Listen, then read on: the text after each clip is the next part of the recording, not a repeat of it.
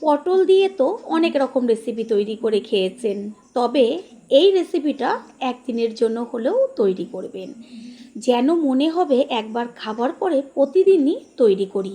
এটা আমি গ্যারান্টি দিয়ে বলতে পারি। পটল খেয়ে খেয়ে যদি একঘেয়েমি চলে আসে, অবশ্যই এই রেসিপিটা ট্রাই করবেন, বাড়িতে অতিথি আসুক বা নিজেরা। নমস্কার বন্ধুরা, শ্বশুরবৌমা রান্নাঘর অ্যান্ড ব্লগ চ্যানেলে সকলকে স্বাগত। তাহলে কি করে তৈরি করব সেটাই দেখে নেওয়া যাক। রেসিপিটার জন্য প্রথমেই এইখানে বেশ বড় বড় দেখে পটল নিয়েছি, আর এইটা তৈরি করতে একটু বড় সাইজের পটল আর বেশ মোটা হবে সেরকম পটল নেওয়ার চেষ্টা করবেন। পটলগুলোকে কিভাবে কাটবো সেটাই শেয়ার করছি। প্রথমে পটলটাকে নিয়ে এবার একটা ছুরির সাহায্যে গাটা চেঁচে নেব, মানে ওই যে পাতলা একটা বাদামের খোসার মতন দেখবেন চাষলে পরেই উঠে আসবে। কখনোর জন্যই পটলের গায়ের থেকে খোসাটা মোটা করে ফেলার দরকার নেই। আর বটি দিয়েও ঠিক এইভাবে পটলটাকে ধরে বটির গায়ে একটু টান দিলে পরেই দেখবেন বাদামের মতন খোসাটা চলে আসছে। ঠিক এইভাবেই সমস্ত পটলগুলোর গায়ের থেকে খোসাটা ছাড়িয়ে নেব। একটুও যেন খোসা না থাকে সেটাই দেখিয়ে দিচ্ছি। সম্পূর্ণ সুন্দরভাবে খোসাটাকে ছাড়িয়ে নিয়েছি। এবার দুই পাশেরই মুখের দিকের অংশটা কিছুটা করে কেটে নেব। পটলটাকে এই পর্যায়ে আর কোনো কিছু করার দরকার নেই, এটাকে রেখে দিয়ে আরও যে পটলগুলো আছে সেইগুলোকে সেমভাবেই চেঁচে তারপরে মুখের দিকে দুই পাশের অংশটা কেটে বাদ দিয়ে দেব।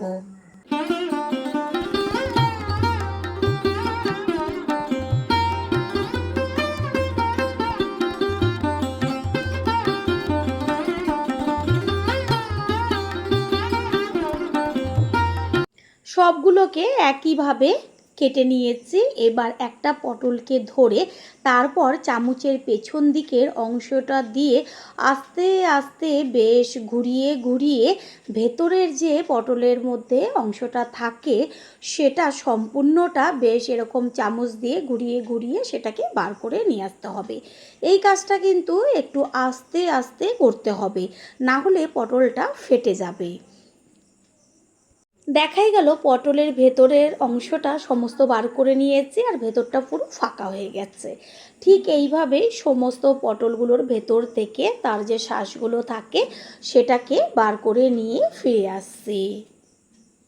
দেখাই যাচ্ছে পটলের ভেতরটা সম্পূর্ণ ফাঁকা হয়ে গেছে। আর এই যে শাঁসটা রয়েছে এগুলো ফেলে দেব না, এগুলোকে আমি এবার জল দিয়ে ধুয়ে নিয়ে তারপর ফিরে আসছি। এইখানে ভালো করে একটা পাত্রের মধ্যে শাঁসগুলোকে জল দিয়ে ধুয়ে তারপরে জলটা ঝরিয়ে রেখেছি। এবার এটাকে মিক্সিং জারের মধ্যে দিয়ে পেস্ট করে নেব।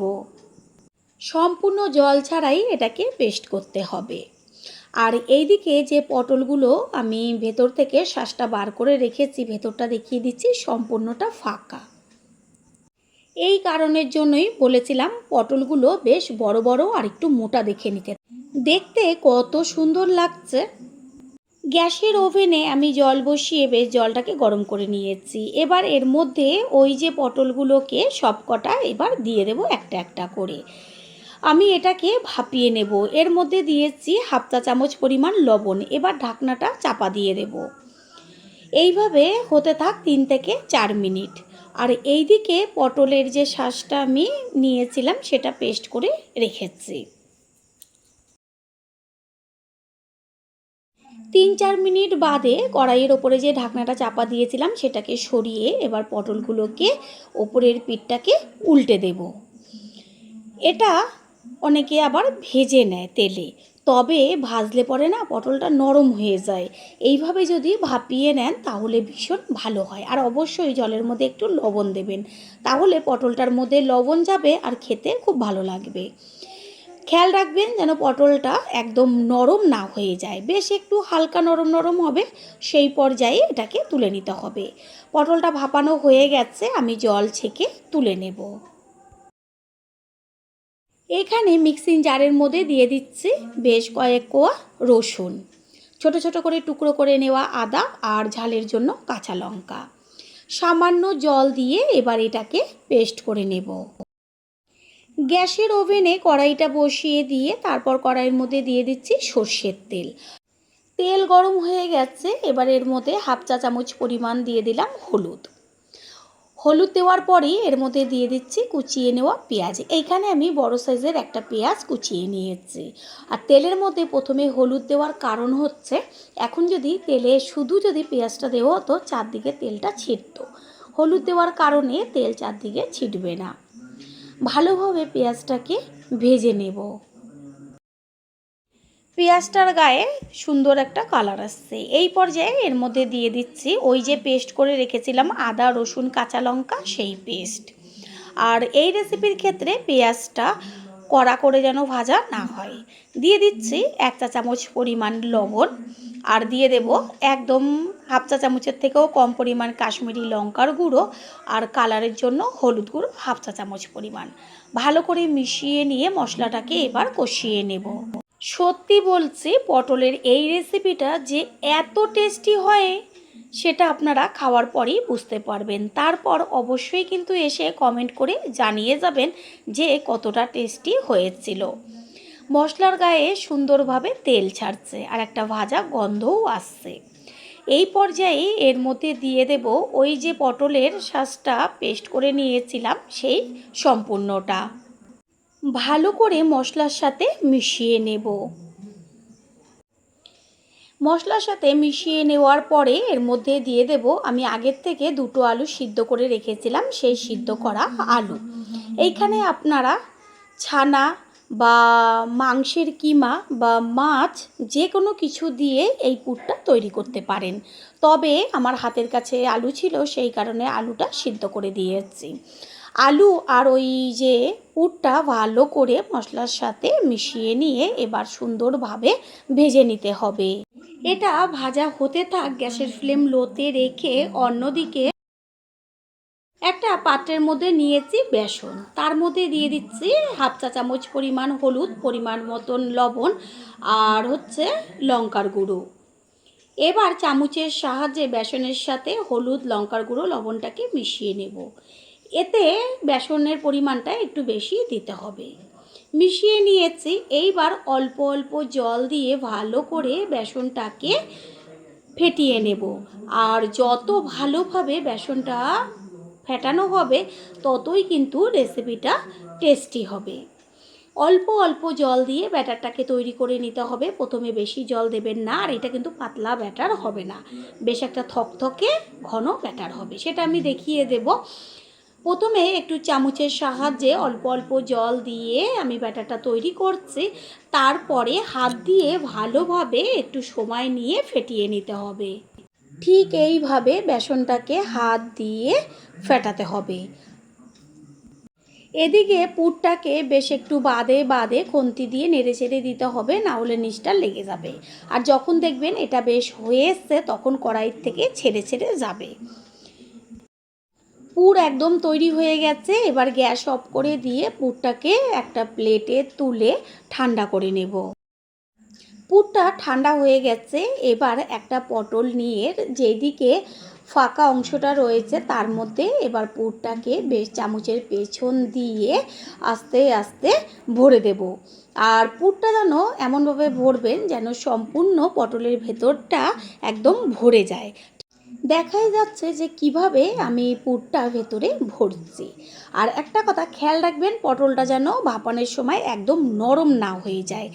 আর যদি চান আপনারা তেলে ভেজে নিতে পারেন, প্রথমেই বলেছি, তবে তেলে ভাজার কোনো রকম দরকার নেই, তাহলে পটলটা একদম প্যাতপ্যাতে নরম হয়ে যাবে ভাজার চোটে।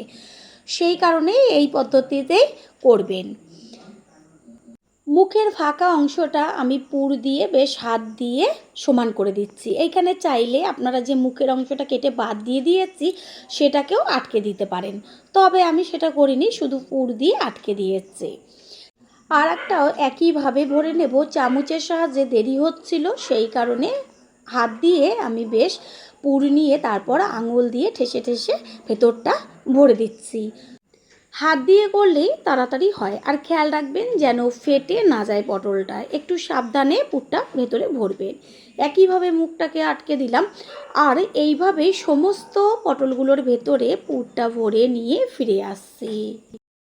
প্রত্যেকটা পটলের ভেতর কত সুন্দর পুরগুলো ভরেছি সেটা দেখিয়ে দিচ্ছি, আর মুখটাও আটকে দিয়েছি। গ্যাসের ওভেনে কড়াই বসিয়ে তাতে দিয়ে দিচ্ছি সাদা তেল, একটু বেশি পরিমাণ তেলটা ব্যবহার করব। আর এইখানে যে পটলগুলো নিয়েছি, এবার একটা করে পটল নিয়ে বেসনের ব্যাটারের মধ্যে চুবিয়ে দেব। পুরনো বন্ধুদের সব সময় আমাদের পাশে এইভাবে ভালোবেসে থেকে এগিয়ে নিয়ে যাবার জন্য অনেক অনেক ভালোবাসা। যেহেতু পাত্রটা একটু ছড়ানো, সেই কারণে অনেকটা জায়গা, তাই আরেকটা পটলও একইভাবে চুবিয়ে দিলাম। এবার একটা করে পটল নিয়ে গরম তেলের মধ্যে আস্তে করে ছেড়ে দেব। আর একটা যে পটল আমি বেসনে চুবিয়েছিলাম সেটাকেও একই সাথে ছেড়ে দেব। প্রথমবার যারা আমাদের চ্যানেল ভিজিট করছেন তাদের আন্তরিক শুভেচ্ছা ও অনেক ভালোবাসা। আমাদের রেসিপিগুলো যদি ভালো লেগে থাকে সাবস্ক্রাইব করে দেওয়ার অনুরোধ রইল, ও পাশে থাকা বেল আইকনে ক্লিক করলে পরবর্তী ভিডিওগুলো সবার আগে আপনাদের কাছে পৌঁছে যাবে। গ্যাসের ফ্লেম লো টু মিডিয়াম করে নিচের অংশটা কিছুক্ষণ ভাজার পরে উল্টে দিচ্ছি ওপরের পিঠটা হবার জন্য। ঠিক এইভাবে এপিট ওপিট করে সুন্দরভাবে পটলগুলোকে ভেজে নেব। পটলগুলো দুই পিঠই খুব সুন্দরভাবে ভাজা হয়েছে, তেল ছেঁকে তুলে নেব। এইখানে দুটো পটল তুলে নিয়েছি, আর একই রকমভাবে বেসনে চুবিয়ে আরও দুটো পটল একই সাথে ভেজে নেব। দেখাই যাচ্ছে যে কোনো রকম কিন্তু পুর ভেতর থেকে বেরিয়ে আসেনি, কারণ আমি মুখটা তো ভালো করে পুর দিয়ে আটকে দিয়েছিলাম। তারপরে আবার বেসনটা যেহেতু একটু বেশ ঘন করে তৈরি করে নিয়েছি, সেটা মুখের দিকে আটকে দেওয়াতে একটুও পুর বাইরে বেরোয়নি। বন্ধুরা, আপনারা যে যেইখান থেকে ভিডিওটি দেখছেন অবশ্যই কমেন্টের মাধ্যমে জানাবেন। আপনাদের সত্যি ধন্যবাদ জানাতে পারলে আমরা ভীষণ ভীষণ আনন্দিত হব। এই পটলগুলোরও দুই পিঠ সুন্দরভাবে ভাজা হয়েছে, এটাকেও তেল ছেঁকে তুলে নেব।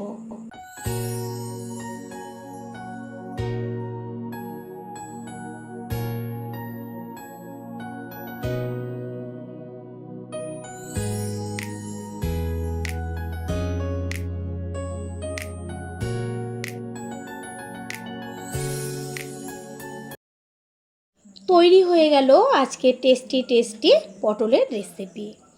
আশা করি রেসিপিটি ভালো লাগলো, আর যদি ভালো লেগে থাকে একটা লাইক, কমেন্ট, পারলে একটা শেয়ার করে অবশ্যই জানাবেন। আপনাদের দেওয়া একটা লাইক ও লাইকের পাশে থাকা হাইপ আর একটা শেয়ার আমাদের কাছে অনেক অনেক গুরুত্বপূর্ণ। All friend, thanks for watching my video. আপনারা সকলে ভালো থাকবেন, সুস্থ থাকবেন। আবারও দেখা হবে অন্য কোনো রেসিপির এপিসোডে।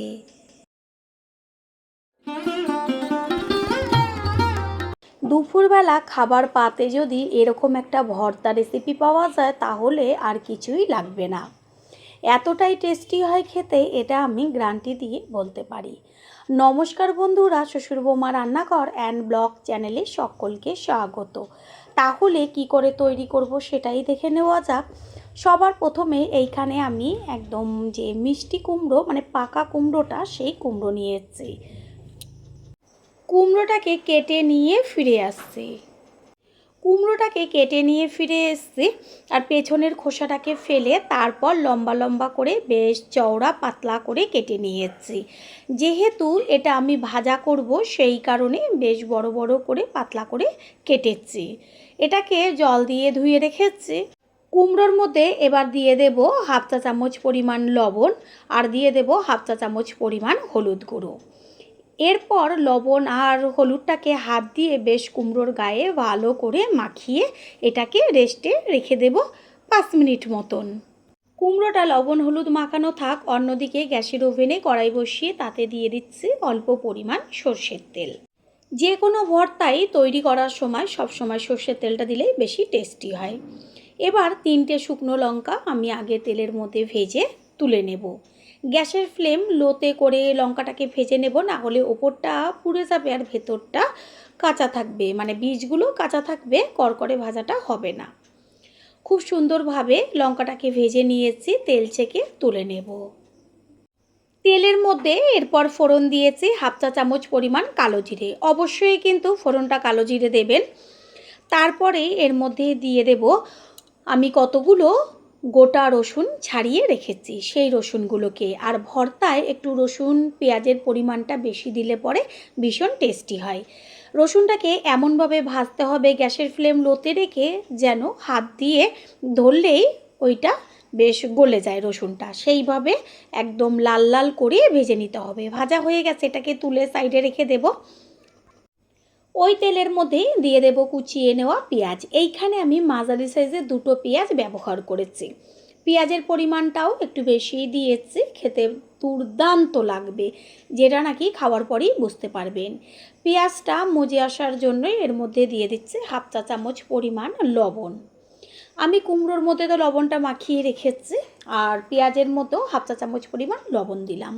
এবার পেঁয়াজটাকে বেশ লাল লাল করে ভেজে নেব। পেঁয়াজ ভাজা হতে হতেই তার মধ্যে দিয়ে দেব গোটা 3টে কাঁচা লঙ্কা। যেহেতু ভর্তা সেই কারণে আমি একটু ঝালটা বেশি ব্যবহার করব, কারণ ভর্তাতে ঝাল ঝাল হলেই খেতে ভালো লাগে। পেঁয়াজের সাথে লঙ্কাটা সুন্দরভাবে ভাজা হয়ে যাবে, আর এটা যখন আমি হাত দিয়ে ভাঙবো তখন দেখবেন একদম নরম তুলতুলে হয়ে গেছে।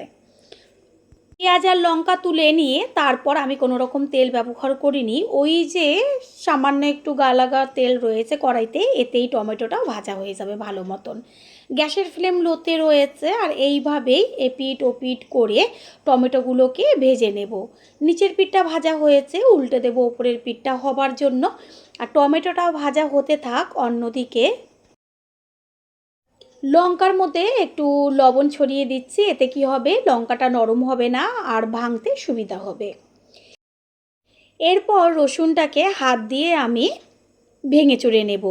আর একটা কথা, একদম রসুনগুলোকে গালিয়ে দেব না, একটু সামান্য গোটা গোটা রাখবো, যখন মুখে পড়বে খাবার সময় মুখে একদম তুলোর মতন মিলিয়ে যাবে আর খেতে লাগবে দুর্দান্ত।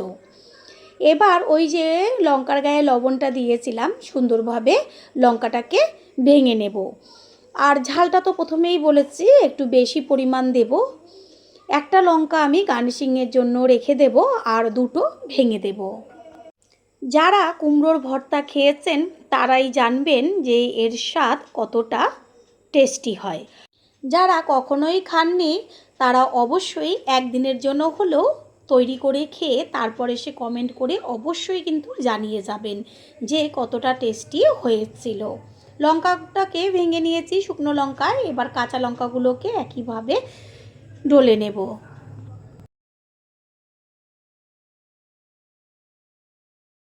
ওইগুলো রেডি করতে করতে এইদিকে টমেটোটাও ভাজা হয়ে গেছে, কড়াই থেকে তুলে ওই থালার মধ্যেই রেখে দেব। আর ওই কড়াইয়ের মধ্যেই দিয়ে দেব অল্প পরিমাণ সর্ষের তেল। তেলটাকে একটু কড়াইয়ের চারদিকে ছড়িয়ে দেব। এবার যে হলুদ লবণ মাখানো কুমড়োগুলোকে একটা একটা করে দিয়ে দেব। যেহেতু অল্প তেল দেওয়া রয়েছে সেই কারণে গ্যাসের ফ্লেম লো টু মিডিয়াম করে কুমড়োগুলোকে ভালো করে ভেজে নেব। পুরনো বন্ধুদের সবসময় আমাদের পাশে এইভাবে ভালোবেসে থেকে এগিয়ে নিয়ে যাবার জন্য অনেক অনেক ভালোবাসা। কিছুক্ষণ কুমড়োটা ভাজা হওয়ার পরে ঢাকনাটা সরিয়ে দিয়ে তারপর কুমড়োগুলোকে উল্টে দেব ওপরের পিঠটা হবার জন্য। ঠিক এইভাবে এপিট ওপিট করে কুমড়োগুলোকে ভেজে নিতে হবে। কুমড়ো সিদ্ধ হতে তো বেশি সময় লাগে না, সেই কারণে বেশিক্ষণ লাগবে না কুমড়োটা ভাজা হতে। আর যেহেতু একটু পাতলা পাতলা করে দিয়েছি সেই কারণে তো আরও অল্প সময়ে কুমড়োগুলো ভালোভাবে ভাজা হয়ে যাবে। প্রথমবার যারা আমাদের চ্যানেল ভিজিট করছেন তাদের আন্তরিক শুভেচ্ছা ও অনেক ভালোবাসা।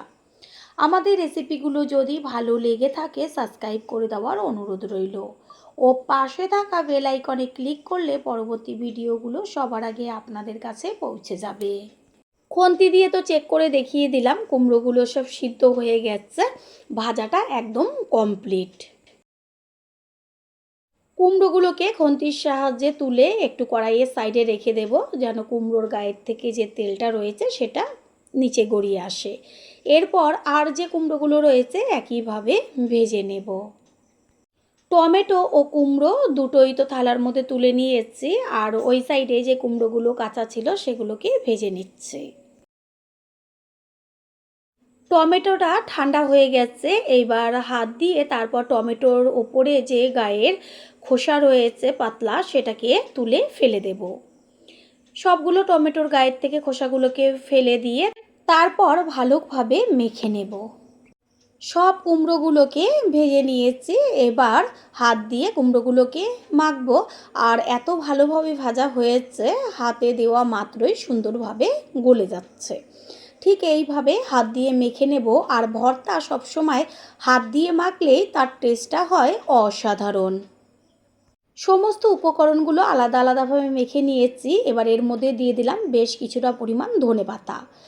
অবশ্যই ধনেপাতাটা দেবেন, তারপর টেস্টটা বুঝতে পারবেন যে কতটা টেস্টি লাগে খেতে।